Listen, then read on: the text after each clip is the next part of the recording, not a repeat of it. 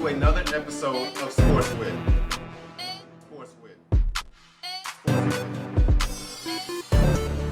All right. We sitting here with three-time NBA World Champion of the Chicago Bulls, Bill Wennington. Bill, how you doing, man? Oh, you talking to me? Yeah, you're one of the legends in here. Come on. I'm doing well. It's a great event. Great event. All right. You wear your gym shoes? This is a sneaker event. I did not wear my gym shoes.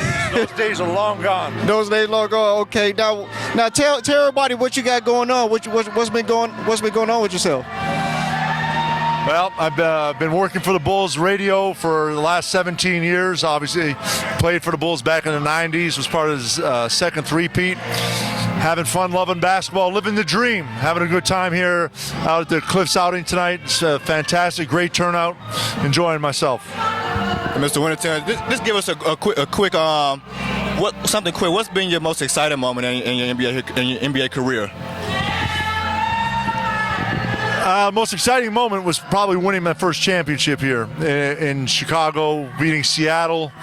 And actually the next season, 1996-97 season, seeing the banner raised to the ceiling was absolutely phenomenal. I had a great time doing that and watching it. And anytime you can achieve your goals and become the best at what you do, or part of the best at what you do, is phenomenal. That's probably it right there.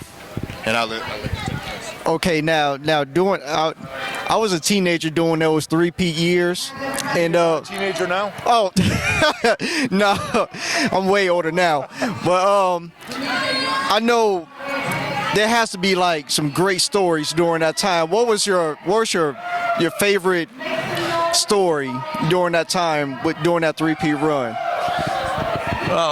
There are a lot. I mean, obviously, there's 82 games in 3 years, a lot going on. But playing with Michael Jordan's obviously a highlight.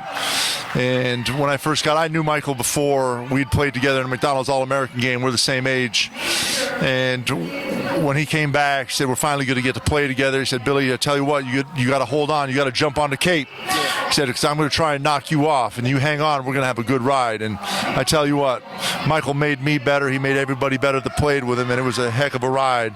We had a lot of fun for 3 years playing in Chicago, winning championships. But just to see him play every day, the talent that he had and the way he came to practice every day as a professional, played hard, played in practice hard, made us all play hard. And, if the best player in the world is playing that hard, someone like me has got to play just as hard just to try to keep up. And you speak to Michael Jordan, just helping you guys play harder. What's kept you here in Chicago during this time for after basketball? It's funny you ask that question right now, because we're going through it right now with the Bulls. I do the radio for the Bulls, and we talk to people. And every free agent that has come through here loves playing in Chicago. Chicago's a great city. I've lived in New York. I've lived in Sacramento. I've lived in Dallas, Texas. And obviously, in the NBA, I've traveled all over. If you want a city, a big city that has everything, Chicago's a place to live right now. And I love Chicago. It's my home now. My wife, my son, we have our family here. And it's just a great place to live. It has everything you could possibly want in a city. And people don't understand. They don't like the cold. But I say the cold is to keep the people we don't want here out. I'll let you take the rest. Yeah. You mentioned you're doing work for the Chicago Bulls right now, so you get to watch the Bulls players today. You get to watch them, see them perform every day. Now they're not doing too good, right now. Like, in your opinion, what do you think is the main ingredient that they need to bring the Chicago Bulls back to prominence back when you guys played? There's a lot going on right now. We got a new coach this year. He came in halfway through last year, and I think they're struggling with his system, both offensively and defensively, and they changed it a little bit this year coming into the season. So there's a lot going on. The players are still trying to get used to that. I like the players, and then the main thing that's happened this year is a lot of injuries. A lot of key guys have been hurt. Larry Markkanen out. Wendell Carter's been out. Chris Dunn now is out, and Chris Dunn was having a great year for us. So it's been very difficult for Coach Boylan to try and get things going. And with his system, he needs some continuity and some consistency to it. So it's been difficult. And I know it's been frustrating for a lot of fans to watch this year. It's been disappointing. I think a lot of people thought the Bulls were going to be much better than they are this year. But unfortunately, with the injuries and the newness of the system, it's been difficult to get that consistency that we'd hoped for. I don't think you guys are completely out of it. The bottom half of the Eastern Conference and the playoff race right now is not the most consistent thing. So you guys aren't completely out of it. You guys made great picks over the last couple of years, and Wendell Carter and Larry Markkinen, and as well as Kobe White out of UNC. So I think you guys are headed in the right direction right now when you're playing in the Eastern Conference. What's your thoughts on what Zach LaVine can do for you guys down the stretch?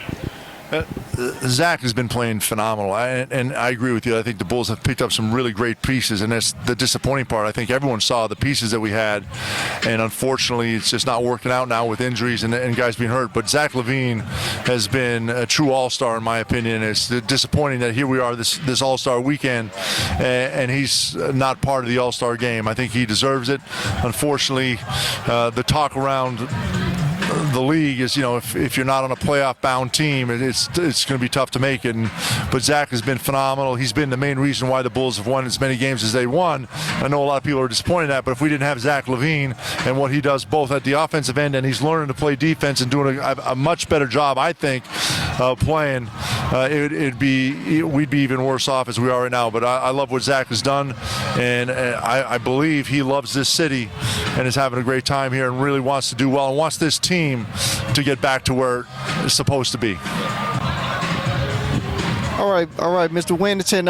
I do appreciate your time, and we're gonna let you enjoy the rest of this party, and thanks a lot for your time, sir. Really appreciate it. Awesome, thank you. All right, thank you. Appreciate you. What's going on, folks? It's your Sportswear host here, Levon Whitaker. I just want you all to know to follow me on Instagram, Facebook, and Twitter. Also, be sure to follow me on sportswit.com. Thank you.